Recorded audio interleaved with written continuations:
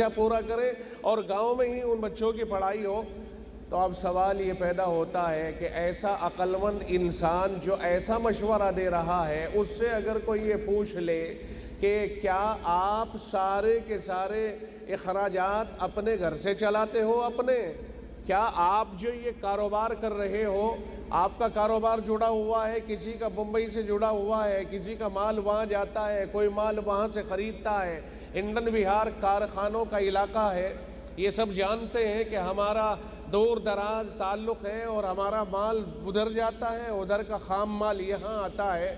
تو اگر لوگوں کے کارخانے خود اپنے ہی یہاں سے نہیں چل سکتے ہیں، نہ یہاں لیا جا سکتا ہے نہ دیا جا سکتا ہے، بلکہ باہر کانٹیکٹ کرنے ہوتے ہیں، پھر انہیں یہ حق کیا پہنچتا ہے کہ وہ کسی کو یہ کہے کہ مدرسے تو صرف اسی گاؤں میں ہو اور وہیں کے بچے وہیں پڑھیں، وہیں کے لوگ ان کے خرچے چلائیں۔ بڑی تعلیم ہر گاؤں میں حاصل نہیں ہو سکتی ہے۔ بڑی تعلیم حاصل کرنے کے لیے یقیناً آپ کو باہر جانا ہوگا۔ کوئی یونیورسٹی گاؤں کے اندر نہیں قائم ہو سکتی ہے۔ اگر آپ وکیل بننا چاہتے ہو تو ہر گاؤں میں وکالت پڑھانے کے ادارے نہیں قائم کیے جا سکتے ہیں۔ ہر گاؤں کے اندر انجینئرنگ کے کالج نہیں قائم کیے جا سکتے ہیں، اور ہر گاؤں میں ڈاکٹری کے ادارے قائم نہیں کیے جا سکتے ہیں۔ معلوم ہوا کہ نرسری کہیں ہوتی ہے، کہیں ہائی اسکول ہوتا ہے، کہیں انٹر تک ہوتا ہے، اور کہیں پھر ڈگری کالج ہوتے ہیں، ڈگریوں کے لیے وہاں جانا پڑتا ہے۔ تو یہ صورتحال ایسی ہے کہ جس کے لیے چھوٹا اور بڑا یا مقام اور بیرون ان چیزوں کا لحاظ رکھنا بہت ضروری ہوتا ہے، اور یہ مجبوری ہے۔ یہ ہو ہی نہیں سکتا ہے کہ ہر گاؤں میں انجینئر پیدا ہو جائیں اسی گاؤں کے ادارے سے، ہر گاؤں میں ڈاکٹر پیدا ہو جائیں اسی گاؤں کے ادارے سے، یہ نہیں ہو سکتا ہے۔ اس کے لیے کہیں چھوٹے ہیں، کہیں اس سے بڑے ہیں، کہیں اس سے بڑے ہیں، اس طرح ان کا کام چلتا ہے۔ کوئی بھاری فیس لگا کر اور سالانہ اور ماہانہ فیس لگا کر اپنے ادارے کو چلاتا ہے، وہ چندہ کرتا ہوا نظر نہیں آتا ہے، لیکن چندہ آپ اور ہم جو اپنے بچوں کو پڑھانا مجبوری سمجھتے ہیں، چندہ ہم خود ان کے پاس لے کر کے جاتے ہیں۔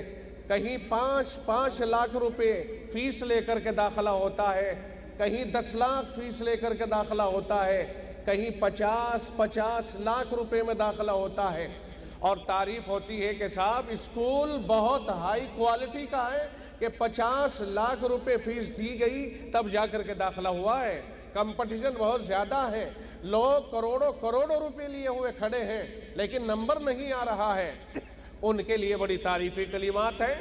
اور رہا مسئلہ ان اداروں کا، ان کے لیے پھر وہی بات ہے کہ چندہ کیسا، یہ دھندا کیسا، یہ دکانیں کھول لی گئی، اس طرح کی باتیں آتی ہیں سامنے۔ اگر ہم اداروں کو دیکھتے ہیں، اسکول اور کالجوں کو دیکھتے ہیں کہ ہم انہیں فیس دینے کے لیے جاتے ہیں، مہینے کی فیس بھی جاتی ہے، ٹریول فیس جاتی ہے، گھر سے بچہ جائے گا پڑھنے کے لیے، یا تو کوئی نہ کوئی واہن ہوگا یا کوئی اسے چھوڑنے کے لیے جائے گا، یہ سارے کے سارے اخراجات ہیں، پیسے ہیں۔ وہ اپنے گھر آ کر کے کھانا کھائے گا، اپنے گھر آ کے آرام کرے گا۔ کچھ اسکول ایسے ہیں جن میں ہاسٹل ہوتا ہے، وہاں ہاسٹل فیس ہوتی ہے، کھانے کا چارج کٹتا ہے، رہائش فیس ہوتی ہے، ساری چیزیں ہوتی ہیں، بڑا خرچ ہو جاتا ہے۔ اس طرح سے ادارے بھی ہیں، یہ دینی تعلیم کے ادارے بھی ہیں، یہ مدرسے بھی ہیں۔ کوئی ایک کمرے سے، کوئی 2 کمروں سے، کوئی کرائے کے اوپر لے کر کے چلتا ہے۔ یاد رکھیے، رات میں گھومنے والا ہر آدمی چور نہیں ہوتا ہے۔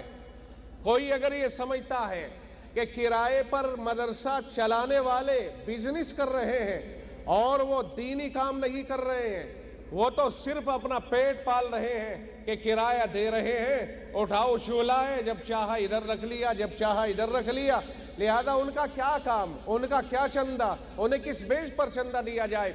تو یہ بات خوب اچھی طرح یاد رکھیے کہ بڑے بڑے کام کرائے پر لے کر کے جگہ اور کرائے پر لے کر کے بلڈنگ ہوتے ہیں۔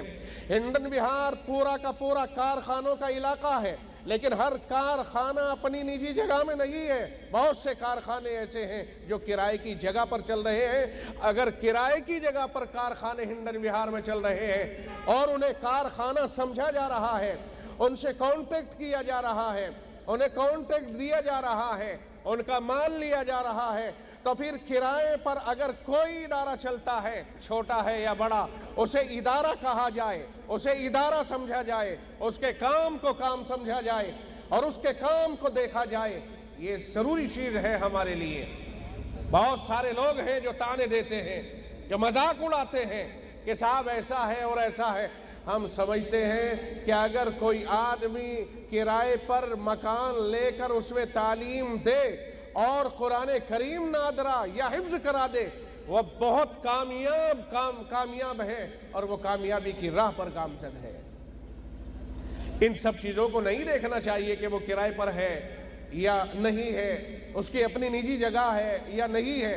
ہمیں دیکھنا چاہیے کہ کام ہو رہا ہے یا نہیں ہو رہا ہے. کام پر ہماری نظر ہونی چاہیے. کام اگر ہو رہا ہے تو حمایت ہونی چاہیے, اور کام اگر نہیں ہو رہا ہے تو ضرورت نہیں ہے پھر حمایت کرنے کی. پھر ایسے لوگوں کو سمجھا کر انہیں کام پر لگانا چاہیے. تو بہرحال ادارے ہیں, چھوٹے ہوں یا بڑے. یاد رکھیے آج کل دور بڑا عجیب و غریب ہے, دجالی دور ہے. دجال کی تیاریاں چل رہی ہیں, دجال کی آمد کی تیاریاں چل رہی ہیں, کوششیں جاری ہیں, اور جو تلبیس ہو سکتی ہے ابلیس کی طرف سے وہ سب چیزیں وجود میں آ رہی ہیں. یاد رکھو ذہن کو پہلے بگاڑا جاتا ہے, عمل کو بگڑنے کا نمبر بعد میں آتا ہے. پہلے ذہنی سروس ہوتی ہے, بعد میں اس کا عمل خراب ہوتا ہے. تو ذہنی اعتبار سے خاص طور سے بہت سے احباب ہیں آج ہم ایسے دور سے گزر رہے ہیں کہ جنہیں مدرسوں کا کام نظر نہیں آتا. وہ کہتے ہیں ان کا کام سے کیا لینا دینا. ایک صاحب کی کلپ میں سن رہا تھا, نام تو معلوم نہیں ہو سکا اس کا کیا ہے, مگر اس نے کلیئر تمام مدرسوں پر بشمول دارالعلوم دیوبند سمیت تمام اداروں کے اوپر جو اس نے تنقید کی ہے, اور تنقید ہی نہیں کی ہے بلکہ اس نے کلیئر کہا ان مدرسوں میں اسلام کا کام ہو ہی نہیں رہا ہے, دین کا کام ان میں ہو ہی نہیں رہا ہے, اور ان کا دینی کام سے کیا لینا دینا. کہ اللہ اکبر, ایسی صورتحال پیدا ہو گئی کہ لوگ اس طرح کی کلپ بنا کر کے چھوڑ رہے ہیں. اس نے کہا ان مولویوں کو دینی کام سے کوئی مناسبت نہیں ہے. دینی کام اگر کوئی کر رہا ہے تو وہ کالج, یونیورسٹیاں, یہ ادارے کر رہے ہیں. ان اداروں سے نکلنے والے افراد کر رہے ہیں. رہا مسئلہ مولوی کا, تو مولوی تو دین کے کام سے کوسوں دور ہے, اسے دین کے کام کا کیا معلوم. پھر کہنے لگ گیا کہ اصل میں دین کہتے ہیں کہ انصاف کے قریب لایا جائے, ایمانداری کے قریب لایا جائے, اور یہ ایمانداری اور انصاف کی بات کالجوں اور یونیورسٹیوں کے فارغ ہونے والے طلبہ, ڈاکٹرز حضرات, انجینئرز حضرات, سائنٹسٹ لوگ یہ کر رہے ہیں. اب معلوم نہیں کہ اس نے کس اعتبار سے یہ بات کہی ہے, کس اعتبار سے اسے مدرسوں میں دین نظر نہیں آ رہا ہے. قرآن کریم کی تعلیم مدرسوں سے ہو رہی ہے, اسے قرآن کی تعلیم دین نظر نہیں آئی. حدیث پاک کی تعلیم مدرسوں سے دی جا رہی ہے, اسے حدیث پاک کی تعلیم دین نظر نہیں آئی. اور فقہ یہ مدرسوں میں پڑھایا جاتا ہے, اسے فقہ کی تعلیم دین ہی نظر نہیں آئی ہے. بس اسے معلوم نہیں کس جنون میں وہ مبتلا تھا. یاد رکھیے اسے فکری ارتداد کہا جاتا ہے, سوچ کا ارتداد کہا جاتا ہے. اس کی سوچ پہلے مرتد ہوئی, اور خدا نہ کرے کہ کہیں ایسا نہ ہو کہ وہ خود ہی ملحد ہو بیٹھے. پہلے سوچ بدلتی ہے, پھر بعد میں قدم اٹھتے ہیں اور بعد میں اس کے حالات بدلتے ہیں. اس لیے آج بہت دور تک جا کر کے آپ دیکھیں گے کہ ہمارے بچے بچیاں عام طور سے جو اسکول اور کالجوں میں پڑھنے والے ہیں معلوم نہیں اس سبب کیا بنتا ہے.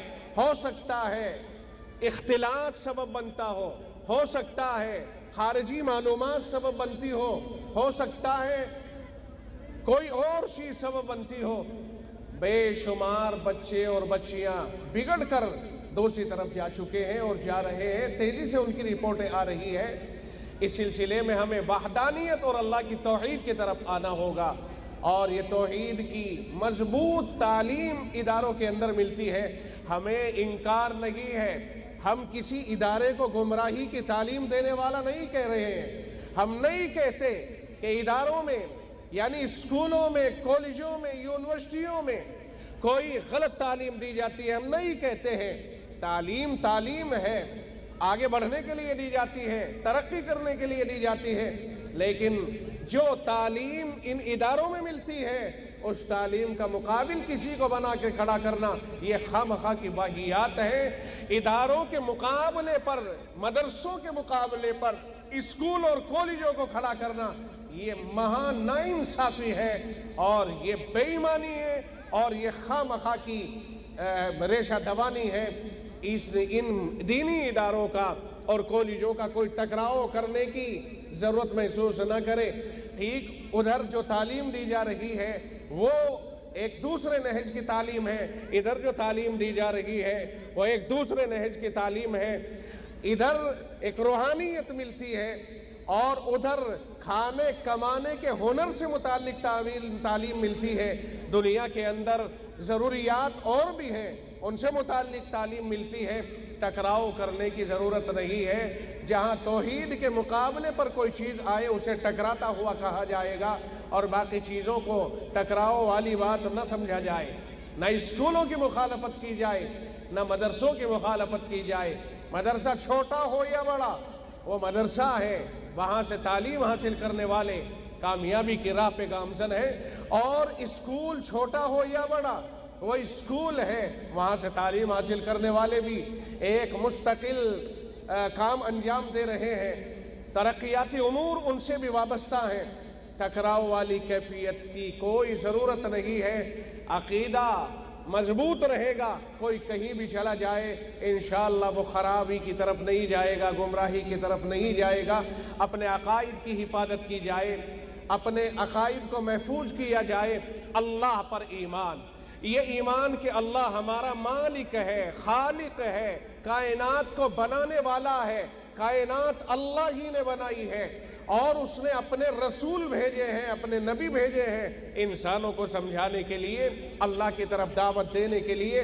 اور ہر زبان میں اللہ تعالیٰ نے پیغمبر بھیجے ہیں اور آخری نبی صلی اللہ علیہ وسلم عربی زبان میں انہی کی قوم کی زبان میں بھیجا ہے. پھر اللہ نے یہ قرآن ساری دنیا میں پہنچا دیا ہے اور ہر زبان میں قرآن کریم کو پڑھایا جا رہا ہے, ہر زبان میں قرآن کی تعلیم دی جا رہی ہے. انگلستان میں انگلش بولنے والے ہیں لیکن قرآن کریم عربی زبان میں ہی پڑھایا جاتا ہے. ٹرانسلیٹ اگرچہ ان کی اپنی زبان میں ہوتا ہے.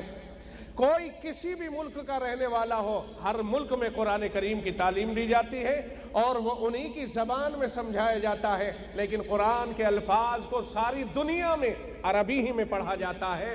کوئی یہ نہ سمجھے کہ جس قوم کی زبان میں ہمیں خطاب کرنا ہے قرآن کا بھی ٹرانسلیٹ اسی قوم کی زبان میں کر لیا جائے. اور اگر کہا جائے امن خلق السماوات والارض تو اس کو عربی کے بجائے انگریزی میں ڈھال کر کے پڑھا جائے, اس کی اجازت نہیں دی جا سکتی ہے. یہ سراسر ناجائز ہوگا. البتہ ان الفاظ کا ترجمہ پڑھنے کے بعد, ان الفاظ کو پڑھنے کے بعد ان کا ترجمہ جس زبان میں چاہو کر لو, لیکن الفاظ ہر ساری دنیا میں کہیں بھی رہو عربی کے ہی پڑھے جائیں گے. جو الفاظ اللہ نے نازل فرما دیے وہی الفاظ پڑھے جائیں گے.